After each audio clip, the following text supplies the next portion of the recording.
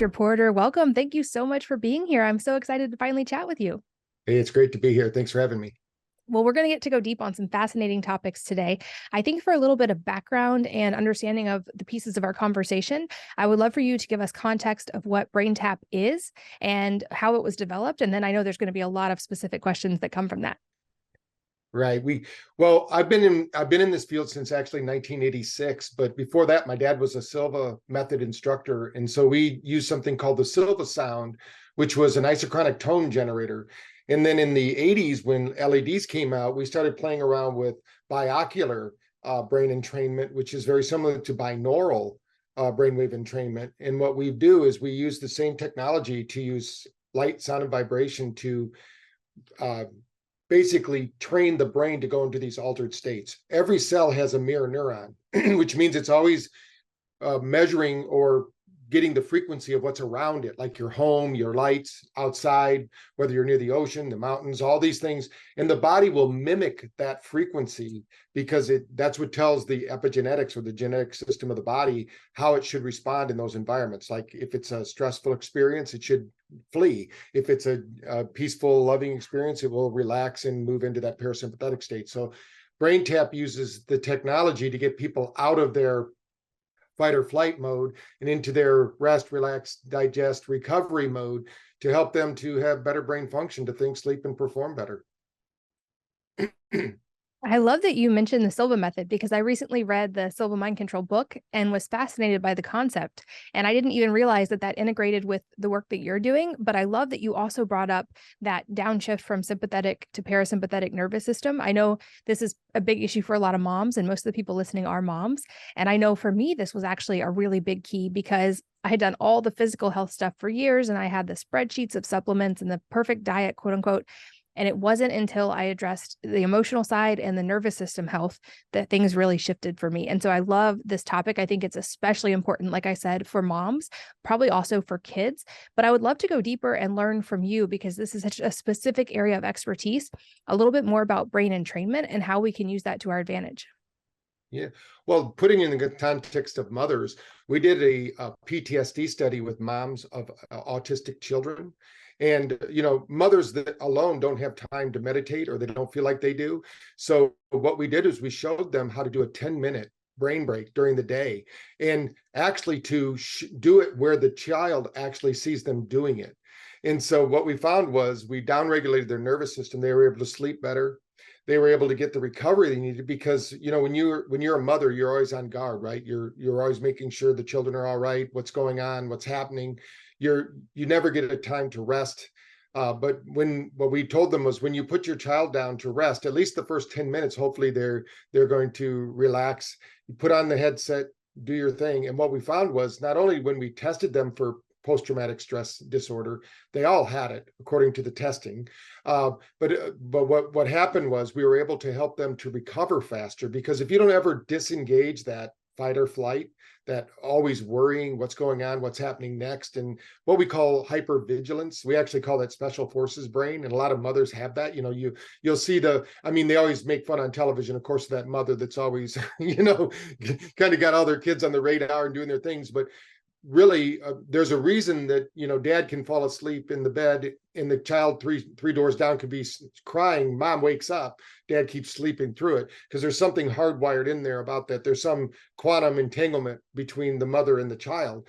And so what we found was just like we did with PTSD with veterans is with their dogs, we did the bomb dogs. We found out when the veterans were relaxed, their bomb dog actually relaxed. We found the same thing was true with their children. When the mother was relaxed and calm, the children were more relaxed and calm. It's almost like they feed off the energy of whoever the alpha dog is, in the PTSD world. So what we show is that everyone needs a break. It's how are you doing it? And of course, some people will turn to alcohol or drugs to do that. And we want them to use their own neurochemistry. The world's greatest pharmacy is between your ears. It's not in the corner drugstore. So when you can downregulate that nervous system, you're turning on those wonderful neurochemicals like, the acetylcholine and GABA. They're going to help that mother sleep better, or anyone actually that's using the technology. But the key here is to get them. It doesn't take a long time. Everyone thinks it takes a long time. When I was in India at Ames Bhopal, and Dr. Varun said, that I was cheating because I was teaching people to use the BrainTap instead of meditating, because we brought gurus up on stage and we showed them, hey, here's a guru's brain. They just meditated. Here's the before and after. And then I took just a regular person, did before and after, and they did the same thing. And they said, how could they do that? They never practiced. It's because our body learns from its environment. Our epigenetic system is always going out into our environment, from the foods we consume, the water we drink, to the people we communicate with, the books we read, everything about our environment is actually playing into our genetics. Really, every genetic pair changes every 40 seconds. And so if we can down regulate and get rid of that stress, that fight or flight, and this is part of the key too, is what we like to train everyone, including mothers, of course, is that life is a series of challenges, not a series of threats. Now more than ever, people are being bombarded on the news, on social media, about all these threats that are out there. But the most incredible part of the human experience is that we have this incredible immune system. They call it psychoimmunology. Our immune system actually is a thinking immune system. We know that if you think of life as a series of threats, your immune system down regulates. It actually makes it more threat inviting in the environment. But if we look at life as a series of challenges, our immune system actually amplifies, and gets better. So we have these wonderful bodies that everybody seems to think that we need a pill to make it operate. It's not true. We have our own neurochemistry. It can do it. It's just the problem is that everybody's in all this stress. So what we want to do is just teach people how to downregulate that stress system. So many important things, what you just said. I think really to highlight, I do think moms set the emotional tone for the home. And I see that over and over. If I'm calm and regulated, my kids are much more naturally calm and regulated. And I love that you said too about how mom's brains somehow just shift into that instinctively when they have a baby. Like I remember those instances, their dad could be sleeping soundly all night. He'd wake up in the morning and be like, oh, that was great. The baby didn't wake up at all. Whereas I could hear the baby roll over or breathe differently all the way down the hall. And my nervous system was like, what's going on immediately. It's also fun to me that you've used the special forces brain analogy, because during COVID, I did stand-up comedy as a challenge to myself. And I did a lot around moms versus special forces. And I made the argument that on pure mental willpower, I think moms might win because we do it all day, every day with no break. I also think it's really important what you said about the kids seeing us do it. I think this applies across the board with parents in general, but if they see us make time for exercise, make time for morning sunlight, make time for nervous system regulation, not only are we setting that example and giving them permission to do it as well, but I think that also it really helps them to integrate those habits from an early age.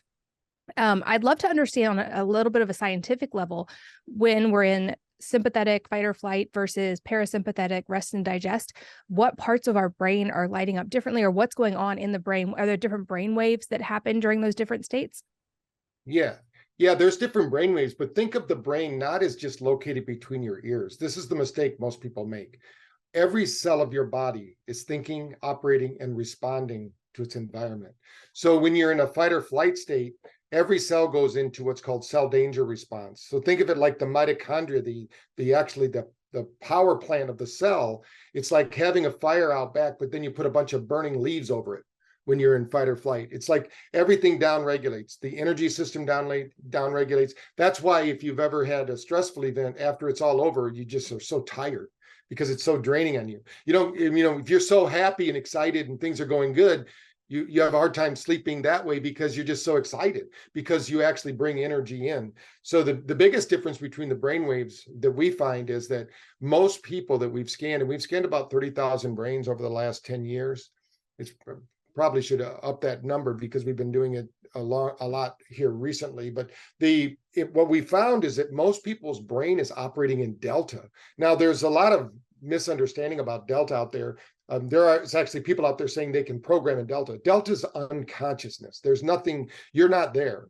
Your consciousness that's when you fall asleep on the couch and everybody's trying to wake you up and you're like dead to the world. You can't move.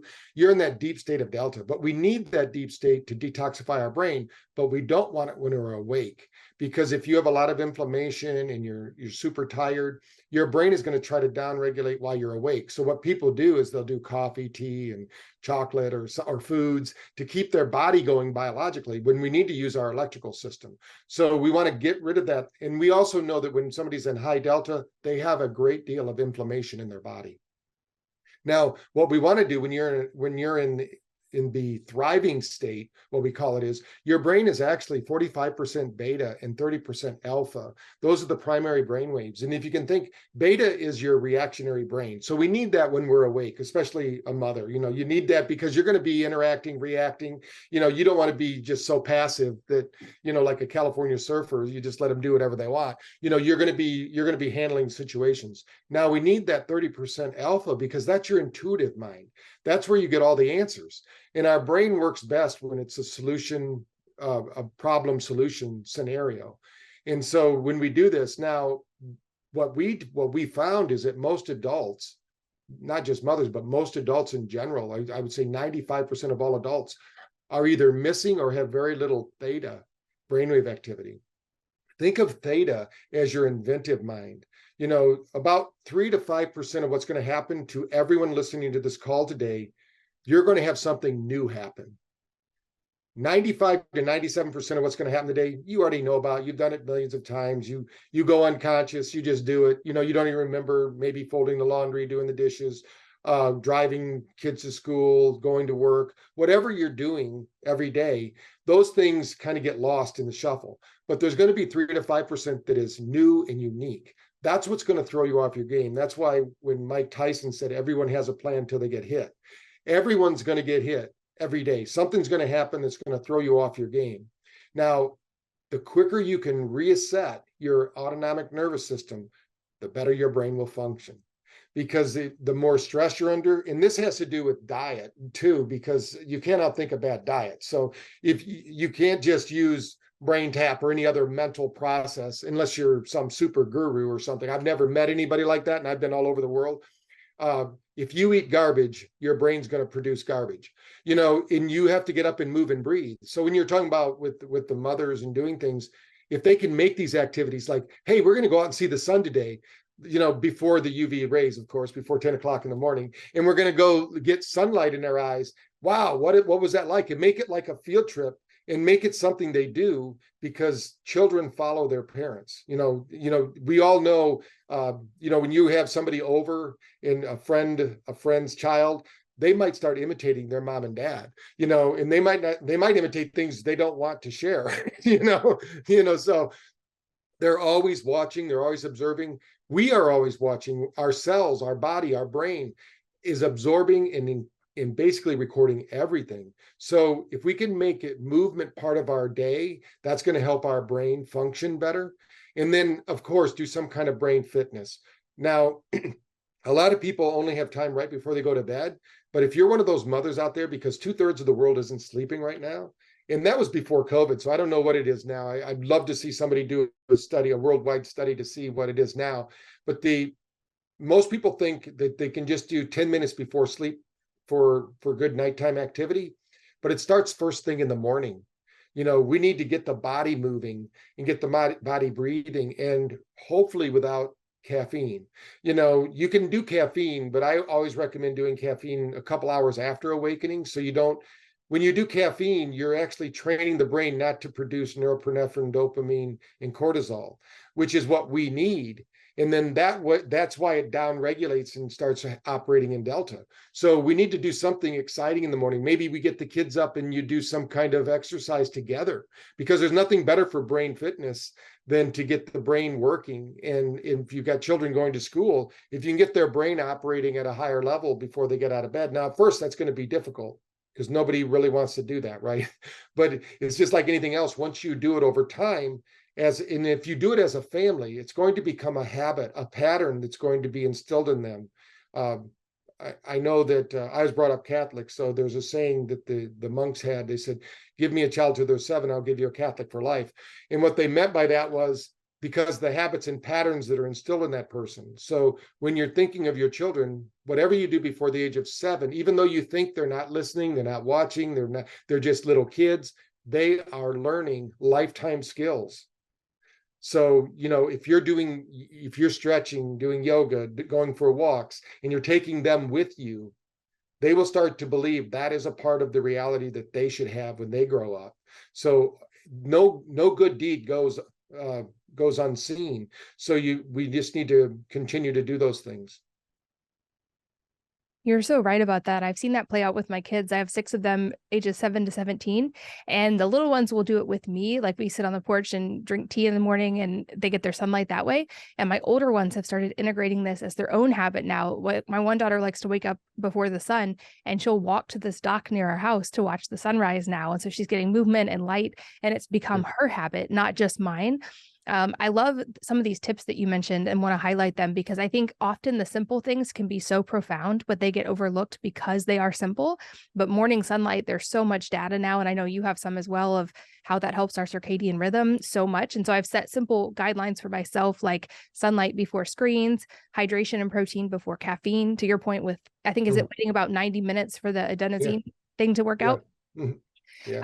What are some other ways, like in a perfect scenario, especially understanding that moms set the tone of sort of nervous system health in the home? What are some other good habits that we can integrate that help us have a regulated nervous system throughout the day, whether it be lifestyle habits, supplements, some dietary strategies? And then I want to make sure we also talk about BrainTap, because I know that's kind of a hack that helps tie it all in really, really well. Right. Well, one thing is we get 3 times a day where we get to down-regulate our nervous system right before we eat. If people are, running around being spastic and all that, and then they sit down to eat, their digestive system isn't prepared to eat. Now, whether you want to pray or you want to just have a moment of silence, you should just think of doing some breath work. There's 3 different breath works I recommend people do, and you can do this as a family. In the morning, you can do, it's basically called the breath of fire, and this wakes them up if you can teach them how to do it. And we don't have time to go through all the training here, but basically it's nasal breathing. You hold in your abdomen and you breathe out your nose only. You only focus on the out breath as fast as you can. And if you can do 3 reps of that with your children, they'll wake up. And if you can get them trained to do that, it's going to wake up their frontal lobe, is what they need also for education and learning. Now, in the middle of the day, I always think, if it's good enough for the Navy SEALs, it's good enough for me. It's called box breathing. So when my grandkids are irritated or upset, or we're going somewhere else, say, let's practice a little box breathing. And so you breathe into the count of 4, you hold it to the count of 4, you breathe out to the count of 4, you hold it out to the count of 4. You keep doing that for 3 or 4 minutes. We like to do it when we're driving the car with them at stoplights, because nobody likes to sit at a stoplight, but that will give you time to start practicing that breath. Now, what that does, it will upregulate it will give you the energy you need in the middle of the day, because that happens usually, but you can do it any time. The Navy SEALs do it when they start to feel a little agitated, because they're getting ready for a mission or something like that.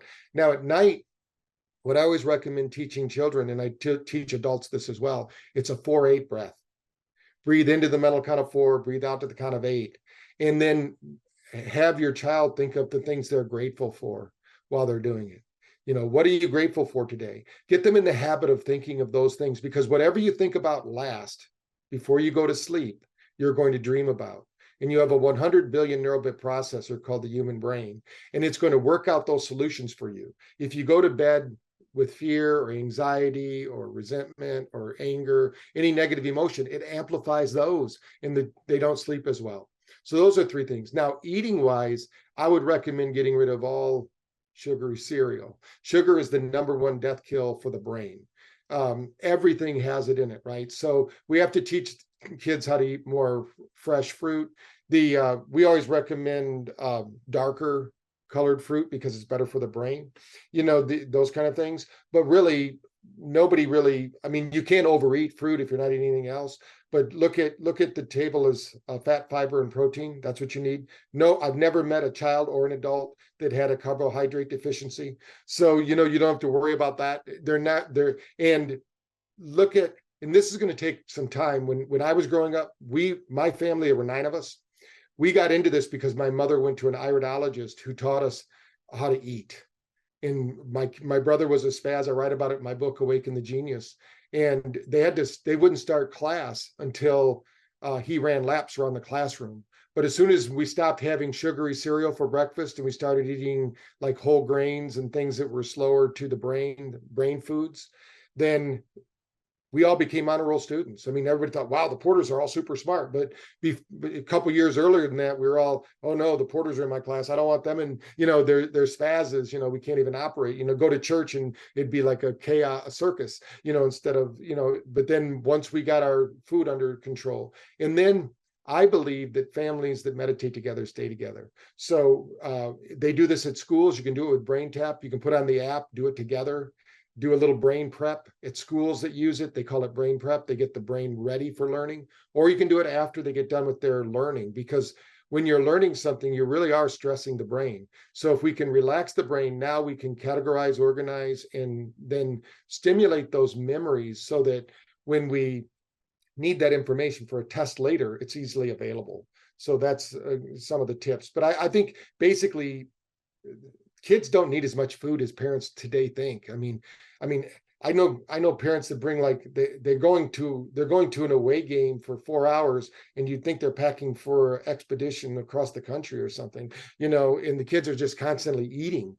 Our kids need time to digest, metabolize, and use that food as well.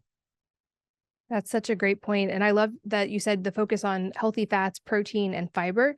I think it's no secret in the data that most kids are actually not getting enough of those key categories and are getting, like you said, way too many of just processed carbohydrates. I think that shift alone for kids is incredible in what it will do for their energy levels and their focus and just how calm they can be at home. So I love that you brought those up.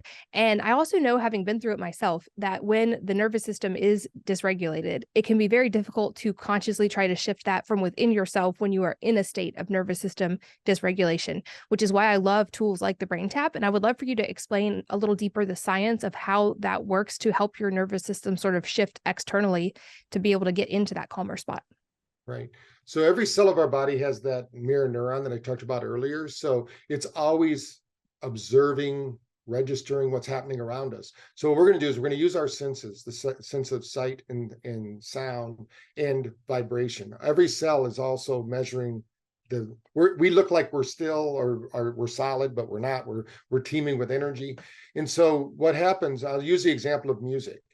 Most people have been to a party, they really didn't want to be there, but then they started playing all their favorite songs. They start tapping their toes, they start swinging their hips, and their friend comes over and says, hey, I thought you didn't want to be here. And they go, well, they're playing all my music. That's because that music, every cell has something called a chromophore, which is a battery that absorbs light, sound, and vibration.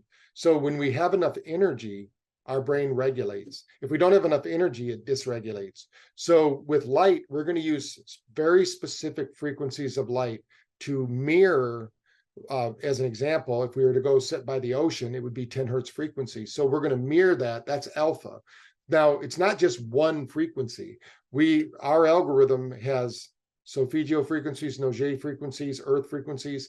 All these frequencies are being played in. We call it a symphony of brainwaves. So the brain can move through these different categories of brainwaves, from being awake at beta, moving through alpha and theta. And if they need to go to sleep, we drop them in delta.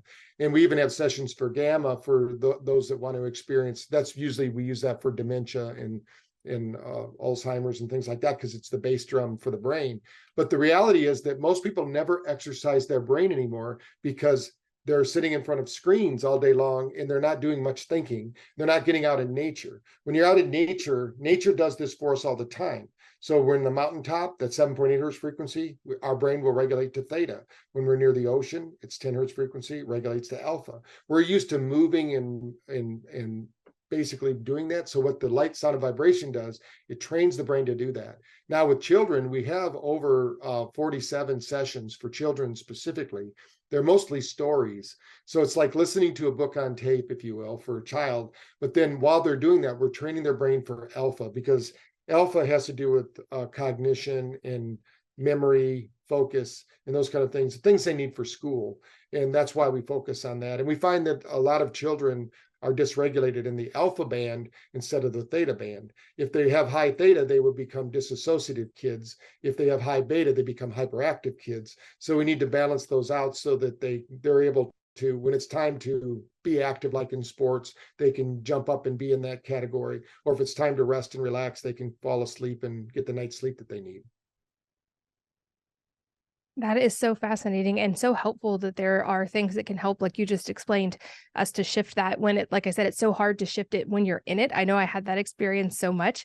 And so I love that there are technologies like this. And I know we're going to get to do another episode to talk about more specific solutions when someone has a TBI or related to the aging process and how the brain declines as we age. Are there any other things that are synergistic with BrainTap to help it work more effectively? I would guess the basics we already talked about are, of course, key. Sleep is going to be key. Are there things like minerals? I know that the brain is electric. If we get enough minerals, it seems like that helps our electrical capacity. But anything else you recommend synergistically? Yeah, I think that I use minerals every night, and I recommend them. A good friend of mine has some. It's called Get Off Your Acid, and is the product, Dr. Gerald Joffrey, and they're nice tasting, so kids will drink them. They taste like fruit drink or something like that, but they're minerals, and you take them right before bed, and that seems to be one of the best times to take minerals.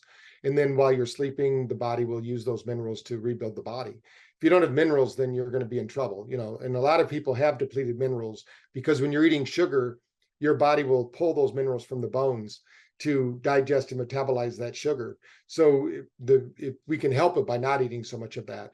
But I think that the key here is BrainTap will help with sleep, but if you're not doing something, I would say, especially for yourself and children, start going around the house when it's dark outside. Start turning off lights. Only use lights in the rooms that you need it at. Turn off all screens at least an hour before bedtime. Do something that takes creativity, and maybe some positive thought. When we were growing up, of course, being brought up Catholic, we went to bed saying the rosary. So, we were always passing out doing the rosary, not that it was so exciting for us, but that's just what we did. So, it just depends on what your practice is, but you need to have some kind of down regulation practice. Don't expect a kid to go right from watching some spastic show on television to going to sleep. The brain needs these different brainwave states are more like an automatic transmission rather than a standard. We just don't go from first to second to third. We can't go from first to fourth gear. It's an analog system. So we got to move through these brain waves. And really it's a flow. That's why they call them waves. It's not digital. So we need to get into these waves. And at night, it's normal for them to start to feel tired. And I would discontinue all eating at least 3 to 4 hours before sleep. In fact, they found that when the old punishment was you're going to go sleep without dinner, they actually wake up better if they do that. If you have to feed them right before sleep, then I would definitely make sure it was high in protein so that they can, convert to burning fat while they sleep. And that's going to feed their brain instead of, feeding their body and storing it as fat for later. Those two tips alone, I think, make a huge difference, especially with kids, but truly with all of us. I know I read the statistic that we as Americans often eat in like a 16 to 18-hour window, and that we might have like 17 plus eating events that our body recognizes as eating events because we're just constantly putting small pieces of food and drinks in our mouth. And I think just shifting and stopping eating earlier in the evening and avoiding screens, that alone can have a huge impact on sleep, especially for kids. So I think that's a huge tip. And I wanted to make sure we highlighted that one. But you are such a wealth of knowledge. It's always so fun to talk to you. I think this has been incredibly, incredibly helpful. And I'm so grateful for your time. Thank you for the work that you do and for all the brains that you've helped and for your time today. Thank you for having me. It's great to be here. And thanks as always for listening. And I hope that you will join me again on the next episode of the Wellness Mama podcast.